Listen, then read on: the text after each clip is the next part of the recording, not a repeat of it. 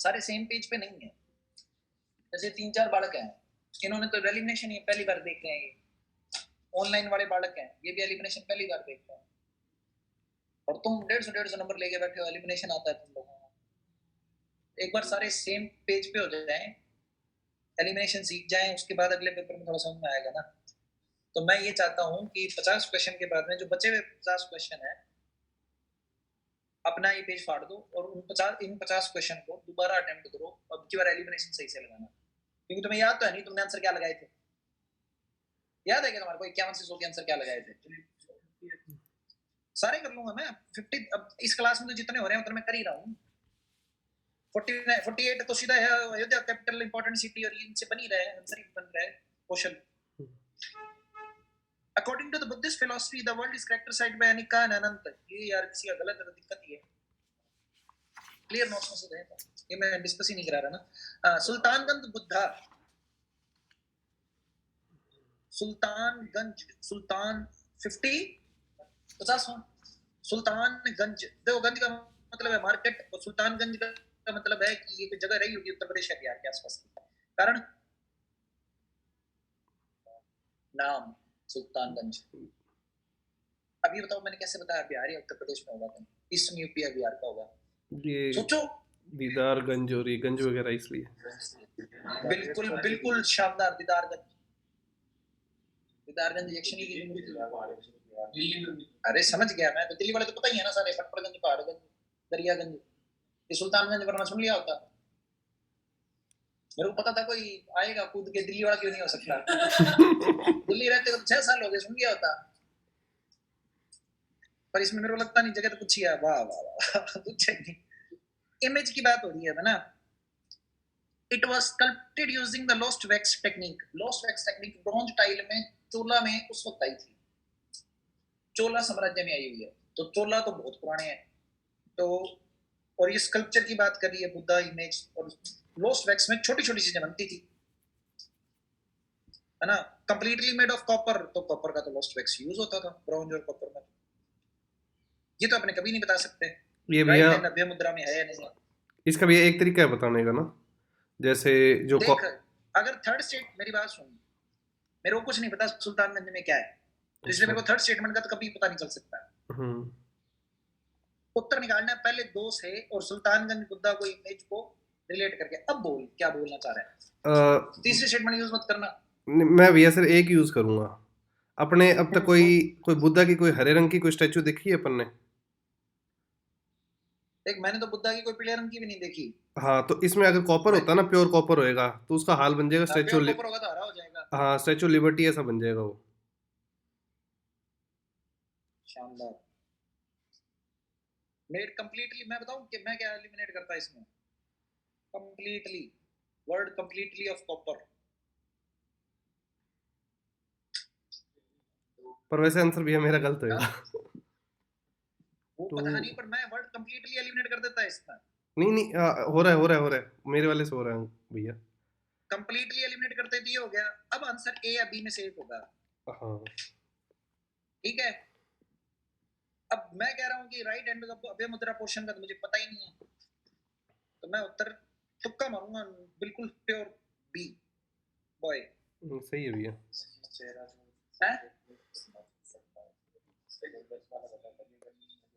मेरे को पता है आंसर उसके साथ वाला ही होता है, पर वो हमेशा काम करेगी नहीं और बच्चे याद नहीं रख पाएंगे। अब देखो, मैं कराने को आगे 2-4 क्वेश्चन हो रहे हैं, वो एड्रेस करा देता हूं, पर मेरी बात सुनो। तुम सारे समझदार आदमी हो, तुम गिन भी रहे हो कितने गलत हो रहे हैं, तो बिना बात के डिप्रेशन में होगे, है ना। एक सिंपल सी चीज सुनो, एलिमिनेशन का तरीका प्रैक्टिस से आएगा। खूब प्रैक्टिस करो, जो नोट्स दिए हैं उनको बहुत अच्छे से याद करो, वो गलत नहीं होना चाहिए। और मैं एक 5 मेथड ऑफ रिवीजन बताता हूँ तुम्हें, है ना। I called it 5 time. मैं हमेशा ये करता ही करता हूँ, चाहे कितना ही पढ़ूं मैं। सबसे पहले करता हूँ मैं नॉर्मल रीडिंग। जैसे ये पेज है, इसकी नॉर्मल रीड कर लिया, इस पेज को मैं क्लियर कर देता हूँ, this is my first reading. अब दूसरी रीडिंग में मैं, अभी आपने देखा होगा कि मैं बॉक्स बना रहा हूँ, मैं पेपर में भी बनाता हूँ, याद करते वक्त बनाता हूँ। मेरे नोट्स किसी ने एकदम गंदे वाले नोट्स देख रखे हैं तो उसमें उनको बॉक्स मिलेंगे, this is called second reading. जैसे with reference to the agriculture technologies in Harappan civilization, इसमें मैं एग्रीकल्चर और हड़प्पन को बॉक्स कर लूंगा, क्योंकि अगर ये दो देख लिए तो 3 लाइनों का मतलब इन 2 शब्दों में है। आगे समझ में। फिर आगे, the technique of multiple croppings was known to Indus Valley civilization। अगली 3 लाइनों का शब्द इन 3 शब्दों में है, ठीक है। वाटर रिजर्वायर, इसमें वो कुछ भी नहीं लिखना है, इसमें हाईलाइट ही कुछ नहीं करना है, फालतू की बकवास है ये। होंगे यार, होंगे ना होंगे क्या फर्क पड़ेगा, इंफॉर्मेशन थोड़ी मिल रही है मेरे को उससे, उसमें कुछ भी हाईलाइट मत करो।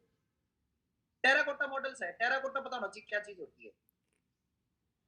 ये खत्म हो गया मेरा यहाँ तक की रीडिंग, ठीक है। इसी तरह से यहाँ पे महाजनपद, उत्तर प्रदेश, श्रावस्ती, अयोध्या, यही तो करता रहा हूं अभी तक मैंने। उसमें भी मैंने क्या किया, प्रिज्म में वो जो था इंटीग्रेटेड एंटिटीज, उनको हाईलाइट कर रहा था ना। मेरे को सारे शब्दों का वो चाहिए, कल्मिनेशन चाहिए कोई ऑप्शन में। यही काम मैं याद करते हुए करता हूँ। This is called second reading, ठीक है। सेकंड रीडिंग में भी पूरा पढ़ ही रहा हूं मैं, बट मैं हाईलाइट कर रहा हूँ वो शब्द जिससे पूरी लाइन का अर्थ समझ में आ जाए। आगे समझ में। तीसरी रीडिंग में मैं सिर्फ शब्दों को पढ़ूंगा। मैं थर्ड रीडिंग की बात कर रहा हूँ, तीसरी रीडिंग में मैं सिर्फ शब्दों को पढ़ूंगा और इनके ऊपर मैं 1 2 3 कुछ ऐसा नंबर डाल लूंगा कि मेरे को कौन सी चीज याद नहीं थी, पढ़ते वक्त पता चल जाएगा कि कौन सी चीज याद नहीं थी। उसके बाद में चौथी रीडिंग में ये 1 2 3 जो लिखे हुए हैं ना मैंने, ऐसे 1 2 3 लिख दूंगा इनबॉक्सेस पे, उन पे ABCD लिख दूंगा। चौथी रीडिंग में 1 2 3 में से मेरे को कौन सा याद नहीं था। आई समझ। पांचवी रीडिंग में मैं ये ABCD को एक पेपर पे उतार लूंगा, इस पेज के ये 3 4 शब्द है जो मुझे याद नहीं रहे। आगे समझना। अब ये पेज को उतार लिए ना, ऐसे मेरे पास लगभग 20 एक पेज बनेंगे एक सब्जेक्ट के। उन 20 पेजों पे सेम यही प्रोसेस दोबारा रिपीट करूंगा, मेरा एक सब्जेक्ट पूरा हो जाएगा। इसमें मेरे को ये पता रहता है कि मैंने जो पढ़ लिया वो मैं गलत नहीं करूंगा। आगे समझो। तुम्हारे को पढ़ाते वक्त ही सिर्फ पढ़ा था तो ठीक है, कुछ एक चीजें छूट गई। हो सकता है कि कभी पुराने टाइम में मेरे को दीवाने कोई अच्छे से याद होगा कि मोहम्मद बिन तुगलक का है, तो 70% चीजें तो आपको याद रह जाएंगी, रिटेन रह जाएंगे ऐसे। मैं बताऊं सबसे ज्यादा दिक्कत कहाँ आएगी बॉक्स करने में। आप लिटरली फालतू की चीजें बॉक्स करोगे, ये बार बार पढ़ोगे ना, एक मौका ऐसा आएगा एक पेज पे, अब कोई नोट्स खोल के देखो तमिलनाडु वाले, आपको पता चल जाएगा क्या बॉक्स कर रखा है। मैं देख लो, अरे मेरे वाले देख ले, रेड कलर से होंगे। अरे नए वाले में होंगे यार, इसने नए वाला स्कैन किया है क्या पढ़ने के बाद। अब जहां में अगर मैं बॉक्स नहीं कर रहा था तो मैंने येलो से हाईलाइट कर लिया, तो मतलब वो मेरी बॉक्सिंग है पहले टाइम की। और उसके बाद में उसके ऊपर और कुछ लिख रखा है 1 2 3 है, ABCD लिख रखा है, तो मेरी दूसरी तीसरी रीडिंग है। ये पिछले 3 सालों से ऐसे करता आ रहा हूँ मैं। 1 2 3 दिख जाएंगे तुम्हें, ABCD दिख जाएंगे तुम्हें। आगे समझ। 3 4 सालों से ये करता आ रहा हूँ मैं। उसके बाद में प्रीलिम्स नहीं छूटा था। ये देखो 1 2 3 मिल रहा है ना, अब बस ये, अब ये बॉक्स भी मिल गया तुम्हें ये, ठीक है। ये तरीका है। बाकी ये पेपर मैं अभी यही डिस्कशन इसका रोक रहा हूँ, कारण ऐसा नहीं है कि आगे वाले नहीं कर पाएंगे। कारण ये है कि तुम्हें ये रियलाइज होना जरूरी है कि it's all about elimination, it's all about the limited resources that I have given you. तुम दोनों के एक्सेप्शनल नंबर आए हैं क्योंकि तुम दोनों ने बहुत कुछ और पढ़ रखा है। I am warning you both of you, अगले पेपरों में ऐसा नहीं होगा, क्योंकि सब पेपरों में कितना बहुत सारा पढ़ लोगे, कॉम्प्लेसेंट मत होगा। समझ में मैं क्या कहना चाह रहा हूँ? मतलब all kudos goes to you, all the laurels to you कि बहुत अच्छे नंबर लेके आए, बट दैट्स नॉट इट, है ना। ये क्राइटेरिया नहीं है कि बाकियों में भी इतने अच्छे आएंगे, तो मेहनत वैसे ही करनी है। आगे समझना, क्योंकि मैं ये देखना चाहता हूँ तक 50 क्वेश्चन मुझे पता चल गया कि तुमने मोस्टली अपने मेमोरी गेम से आंसर किया है। जैसे इनाद का इसको पता है, आपको ये पता है कि ये कोई कल्याणी कोई सिटी, मेरे को नाम ही नहीं पता है। बाकी बालकों को मैं ये बताना चाह रहा हूँ कि मैं भी इनके बराबर नहीं पे बैठा हूँ, मेरे को ये नाम नहीं पता था, फिर भी आंसर मिल जाए। उतने लिमिटेड रिसोर्सेज जो आपको दिए गए हैं, यूज करना प्रैक्टिस के साथ आओ।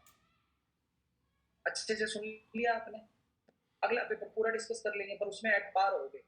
कैसे? अगले वाले 50 क्वेश्चन इसी तरीके से सोचो, एक बार की लगा पा रहे हो और करो, और फिर देखो कितने नंबर आ रहे हैं। आगे समझना क्यों? इसलिए इस डिस्कशन को मैं यहीं रोक रहा हूँ, और आगे भी अपने पेपर करेंगे, अपने लगभग 10 से 12 पेपर करेंगे। ये एडवांस वाले तो सारे कर जाएंगे, जितने भी अप्लाइड पार्ट है ना, 10-15 पेपर है, सबको ऐसे डिस्कशन भी कर जाएंगे। पेपर दिया करो एक पेज पे, एक पेज की एक साइड में, उसके आधे हाफ में 1 से लेकर 100 तक नंबर लिख लो, ठीक है? जो भी आपको ऑप्शन लगता है, आपको छूट है 2 ऑप्शन लिखने की। जैसे ए लिख लिया, अगले में आपको कंफ्यूजन है ए और सी में, तो A/C ऐसे लिख दीजिए। जो आप फर्स्ट मार्क करेंगे वो ये माना जाएगा कि आप पेपर में बोला करने वाले थे, ठीक है? जो दूसरा मार्क किया, इसका मतलब आपको कंफ्यूजन इसमें था। लास्ट में चेक कीजिए आप इस तरह से 100 क्वेश्चन पूरे होने के बाद में कि आपके वो कितने गलत हुए जिनमें ये दोनों ही उत्तर नहीं थे। क्योंकि मोस्टली 100 क्वेश्चन के बाद में मैंने एस्पिरेंट से ये सुना है, यार इन्हीं दोनों में तो मैं कंफ्यूज था, तो मैं दे रहा हूं मौका।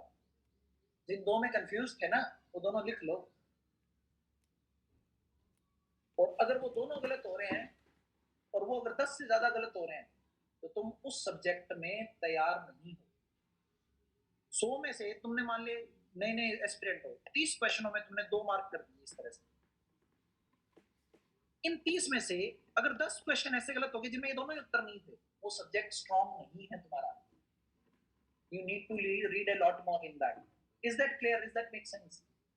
तुम इस false perception से बच जाओगे जो एस्पिरेंट्स एक दूसरे को देते रहते हैं आफ्टर कंप्लीटिंग द पेपर, यार दूसरा यही तो सोचा था, 2 में कंफ्यूज हो गया, तो मैं दे रहा हूं मौका, लो 2 में कंफ्यूज हो लो। आगे समझ में? ठीक है सौरभ?